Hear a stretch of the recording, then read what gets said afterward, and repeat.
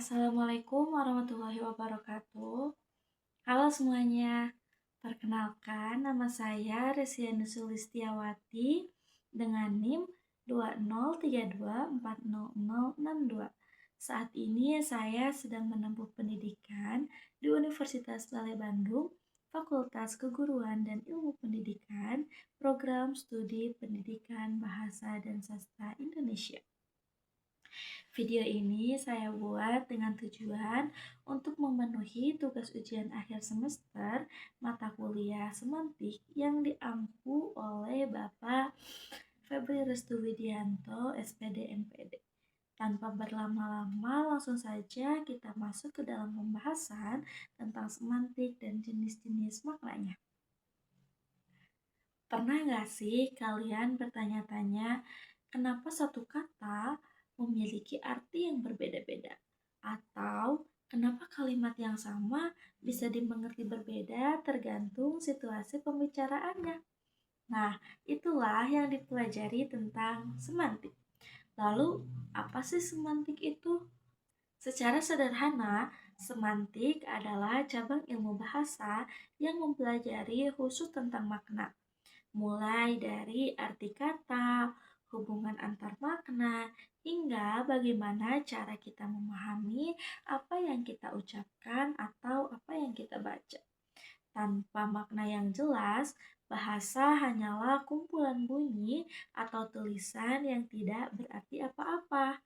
Dalam semantik, ternyata makna itu terbagi menjadi beberapa jenis loh. Kalian ada yang tahu nggak nih menjadi beberapa jenis?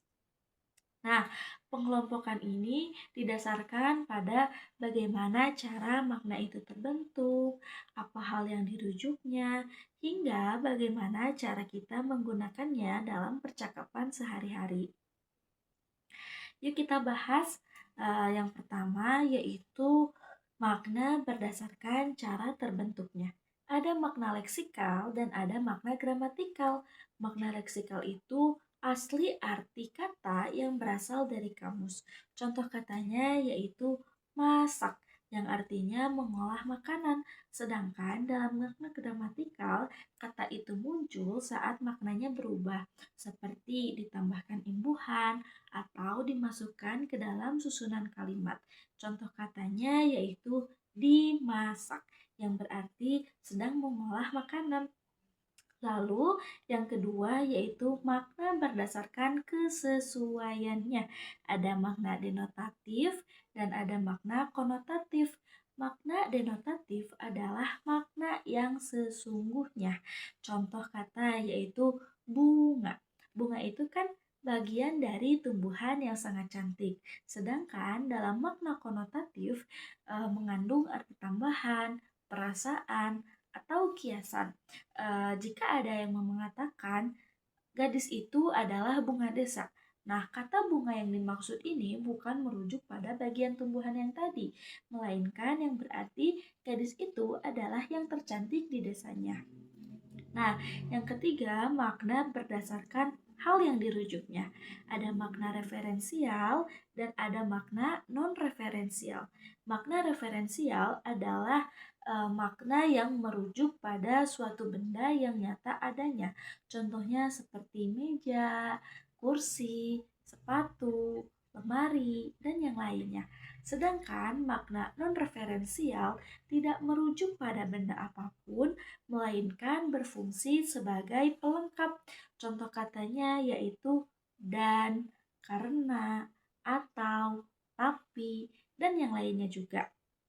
Nah, tanpa kata pelengkap itu, maksud dari yang ingin kita sampaikan tidak akan tersampaikan secara baik. Namun, jika kita menggunakan kata-kata pelengkap yang tadi, maksud yang ingin kita sampaikan kepada orang lain akan tersampaikan dengan baik. Nah, lalu yang terakhir yaitu makna berdasarkan kondisi penggunaannya atau situasi penggunaannya. Ada makna kontekstual, yaitu makna yang baru jelas atau berubah saat jika kita mengetahui situasi dari pembicaraannya. Contohnya yaitu kata kunci. Kata kunci dalam kamus itu kan artinya alat untuk membuka pintu. Sedangkan dalam makna kontekstual, jika ada yang mengatakan keberhasilan adalah kunci kesuksesan. Nah, yang berarti itu maknanya juga berubah menjadi suatu cara untuk mencapai keberhasilan. Selain jenis-jenis makna, dalam semantik kita juga mengenal pembahasan mengenai antar makna kata.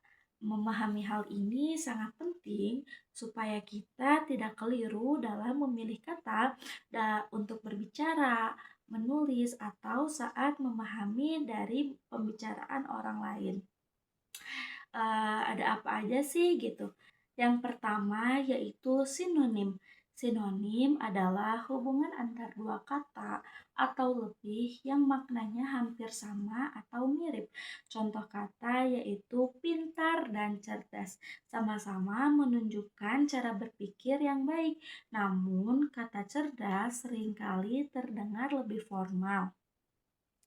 Nah, dengan mengetahui sinonim, membuat kita dapat memperindah bahasa atau memilih kata yang pas, yang sesuai dengan situasi dari penggunaannya.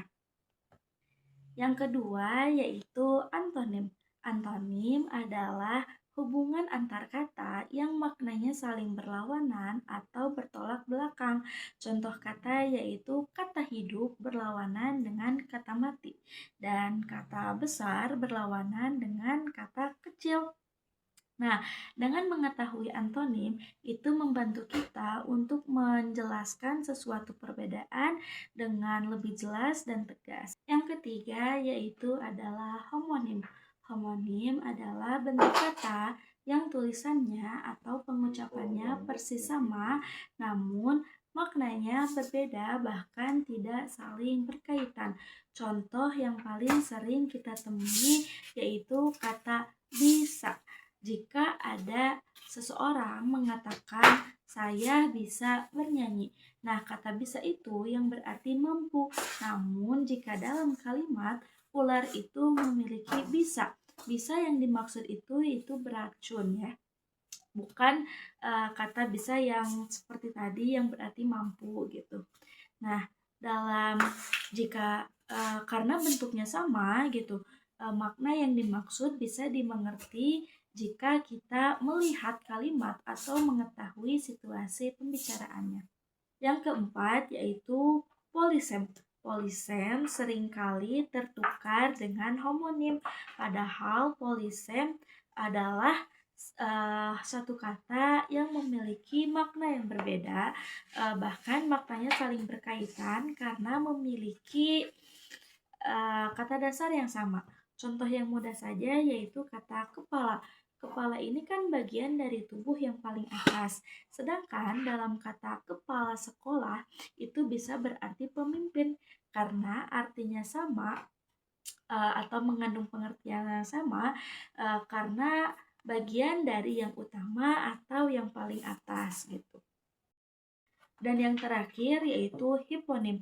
Hiponim adalah makna yang katanya lebih masuk ke dalam kata yang lebih jelas.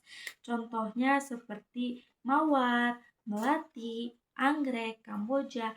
Nah, kan itu semua termasuk ke dalam jenis bunga. Kata bunga ini adalah kata umumnya, namun jenis-jenisnya adalah hiponimnya. Nah, dari pembahasan yang sudah tadi saya sampaikan dapat disimpulkan bahwa semantik adalah ilmu bahasa yang mempelajari makna secara menyeluruh. Demikian pembahasan tentang semantik dan hal-hal yang ada di dalamnya yang dapat saya sampaikan. Semoga yang tadi saya sampaikan bermanfaat bagi kita semua. Saya menyadari dalam penyampaian ini masih banyak kekurangan. Saya menerima kritik dan saran yang membangun. Terima kasih atas perhatiannya dan sampai jumpa di video selanjutnya. Wassalamualaikum warahmatullahi wabarakatuh.